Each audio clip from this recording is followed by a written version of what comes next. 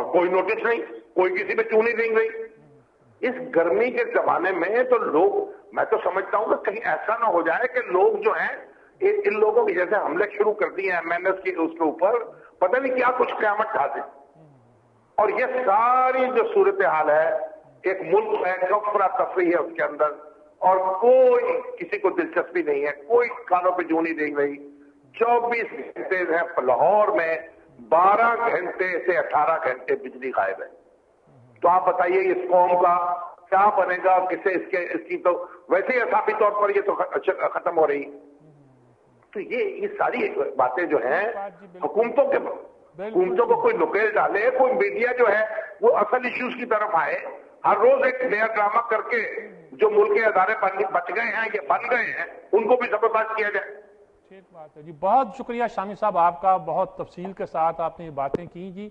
और ये वो बातें हैं जो पूरी कौम इस वक्त इनसे दुखी है जी। अल्लाह करे कि हम सही रास्ते पर चल पड़ें जी। लेते हैं एक वक्फा, वक्फे के बाद हाजिर होते हैं।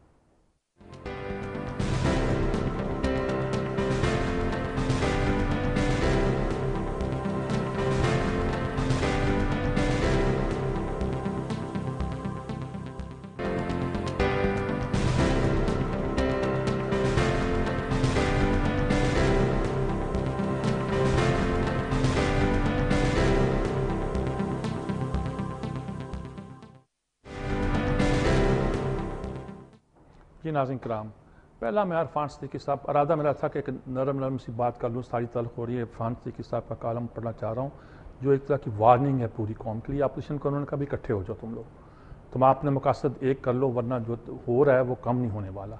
उनका ख्याल है कि दो बातें तय कर दी हैं हुकूमत ने जी। एक बात तो ये तय कर ली है कि सुप्रीम कोर्ट का जो फैसला नापसंदीदा अगर आए तो उसे कबूल नहीं करेंगे, उसको पार्लियामेंट के साथ टकराएंगे। नापसंदीदा फैसला बस ये है कि वो कहते हैं कि स्पीकर की रूलिंग में ये नहीं हो सकता, एक तो उसको चैलेंज किया जाए, वो ये नहीं हो सकता कि वो इस फैसले को नज़रअंदाज कर दें स्पीकर इस बात को कि यानी कि वो फैसला गोया इस तरह कर सकती है कि चीफ जस्टिस के फैसले को भी नल एंड वाइट करार दे दे। ये नहीं हो सकता उनका, अगर फैसला कर देती है या ये कर देती है कि यूसुफ रज़ा गिलानी नाअहल हो गए हैं, या ये कह सकती है, रेफर बैक करती है कि स्पीकर इस पर फैसला दे।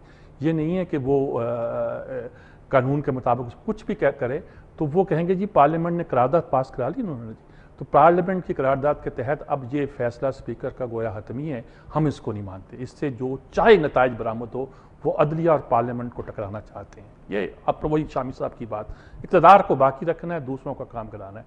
वो कहते हैं अपोजिशन इकट्ठी हो जाए।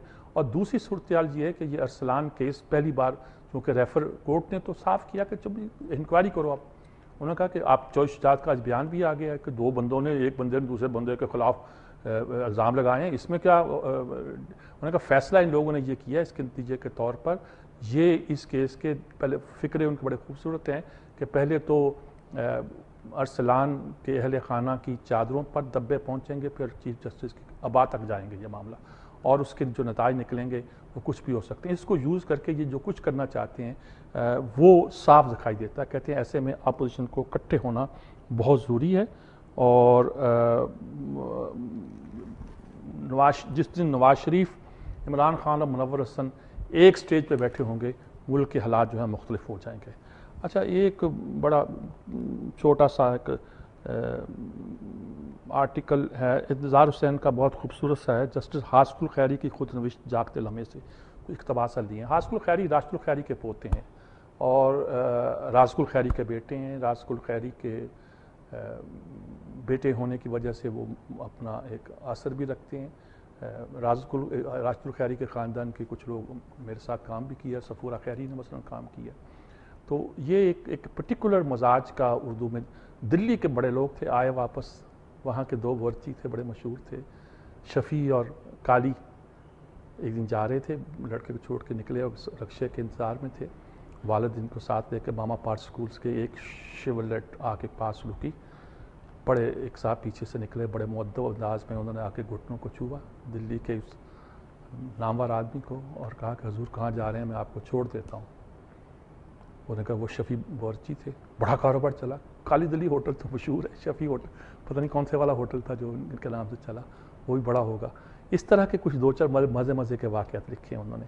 جو کہ بہت سی ایک جو کام کرتی تھی، پھر وہ فلم سٹار کیسے بنی، اور بہت سے لوگوں کا ذکر، جالب کا ذکر جہاں پڑھتے تھے، چھوڑنے جایا کرتے تھے اپنی بہن کو، آپا کو، سبیہ حسن، وہ جو کہ شہری رحمان کی والدہ بنی، بعد میں ایک جسٹر عبدالرحمان کی بیوی بنی. اور یہ ساری کہانیاں کہ جج جب سندھ ہائی کورٹ کے محفل میں یہ تھے تو انہوں نے کہا کہ یہ جو نئے جج آئے ہیں یہ کون ہیں؟ انہوں نے کہا مجھے کیا پتا، مجھ سے پوچھا گیا ہو تو مجھے پتا ہو. یعنی چیف جسٹس کو نہیں پتا اور کورٹ میں جج بن کے اس طرح بھی کام ہوا ہے. اور بلکہ مجھے یاد ہے محفل میں شفیع محمودی مل گئے تو میں نے ان کو پکڑا، میں نے کہا کہ چلو بھائی، وہ میں آگے آگے وہ پیچھے پیچھے. بھائی بات تو سنو، اس بات پہ تم ناراض ہو کہ تمہارا بھائی جج بن گیا ہے، لیکن یہ تو سوچو کہ 9 جج بنے ہیں، ان میں اکیلا جو ہے وہ سنگل بینچ میں بیٹھتا ہے، یعنی خود ہی فیصلے لکھتا ہے، اس کو اعتبار کیا گیا، ورنہ باقیوں کو تو ہم ڈی بی میں چھپا کے بیٹھا ہوا ہے، یعنی ڈویژن بینچ میں چھپاتے ہیں. یہ حالت تھی اس زمانے میں ان لوگوں کی اپائنٹمنٹ کی. لیکن یہ مزیدار چیزیں بہت ساری تھیں، لیکن کتنوں کا ذکر کریں جی. 2 چیزیں سرسی سی. وائی پاکستان ول ون ان افغانستان، وائی پاکستان ول ون ان افغانستان. یہ مائیکل پیٹرو کا آرٹیکل ہے جی. باتیں ساری وہی ہیں جی. انہوں نے کہا کہ ایک بات سمجھ لیں اچھی طرح کہ شکیل دورانی کے مسئلے کا ذکر ہے، پاکستان نے کس طرح مقدمہ بنایا، پھر لشکر اسلام بیچ میں کہاں سے آ گیا اور کیا کیا، امریکن پرسیپشن کیا ہے، ان کا کیا ہے، سب باتیں اپنی جگہ ٹھیک ہوں گی. لیکن انہوں نے کہا کہ پاکستان بوسنیا کانگو یا نائجیریا نہیں ہے. انہوں نے کہا بوسنیا کانگو یا نائجیریا نہیں ہے، ان کے پاس 100 سے زیادہ ایٹمی بم ہیں. اور انہوں نے کہا کہ امریکہ کچھ نہیں کر سکتا اس کو بچانے کی. اس کی جو پولیٹیکل سٹرکچر ہے یا اکانومی ہے وہ بالکل برنک پہ ہے، کناروں پہ. ساتھ یہ بھی کہتے جاتے ہیں، ساتھ یہ بھی کہتے ہیں کہ ان کی ایٹمی طاقت ہے اور ہم کچھ نہیں کر سکتے. اور انہوں نے کہا کہ دوسری بات، یہ اسٹیون کوہن کا قول ہے جناب، اور کسی کا نہیں. اور دوسری بات انہوں نے کیا کہ خاص طور پر انہوں نے کہا دیکھیے پاکستان کا انٹرسٹ کیا ہے، افغان طالبان ہے. افغان طالبان وہ کرزئی کی ہم حمایت کر رہے ہیں امریکہ والے، یہ افغان طالبان کی کر رہے ہیں. جب چلا گیا تو قبضہ انہیں کا ہونا ہے، اور افغان طالبان کے ساتھ پاکستان ہے، اور پاکستان اس کے ساتھ ہے، تو اس لیے فتح جو ہے وہ پاکستان کی نظر آتی ہے. امریکی حکمت، everyone knows the end game, Pakistan wins this. یہ فیئر کا ہے.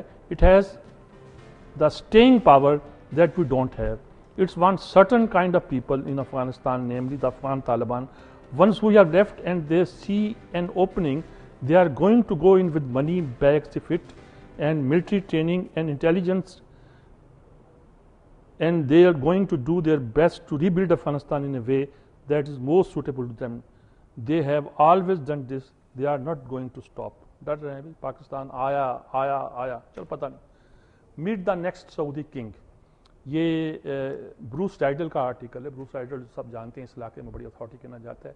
ان کے آرٹیکل کا خلاصہ یہ ہے کہ صاحب یہ نائف تو چلا گیا، اور نائف تو بڑا سخت تھا، سخت مزاج کا تھا، اور جو نیا آ رہا ہے سلمان یہ بڑا ماڈریٹ ہے، لبرل ہے، اور خود شاہ عبداللہ جو ہیں لبرل ہیں، اور یہ اس کے ساتھ نائف کے ساتھ ایک طرح کی بہت سی چیزیں جو پردہ کو یہ نہیں کرنے دے رہا، عورتوں کی ڈرائیونگ پہ پابندیاں لگاتا تھا. یہ نائف ماننا پڑتا ہے ہرارکی میں.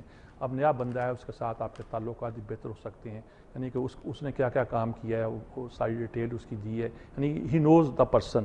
تو امریکی غالباً خوش ہیں کہ جو نیا بندہ آنے والا ہے وہ ایک طرح کا اس نے ریاض کو بلڈ کیا ہے، ری بلڈ کیا ہے. جدہ پہلے کیپٹل تھا، ریاض جب بنایا گیا تو اس پہ اس نے کیا کیا کام کیا اور اس کی ساری تفصیل ہے جی. کچھ آرٹیکل جی ایجپٹ کے بارے میں ہیں. ایجپٹ کے بارے میں یہ ہے کہ وہاں تو ایک تو انہوں نے پارلیمنٹ کو ختم کر دیا نا کہ وہاں اخوان مسلمین آ رہے تھے، اب شفیق کی حمایت میں کر رہے ہیں جی.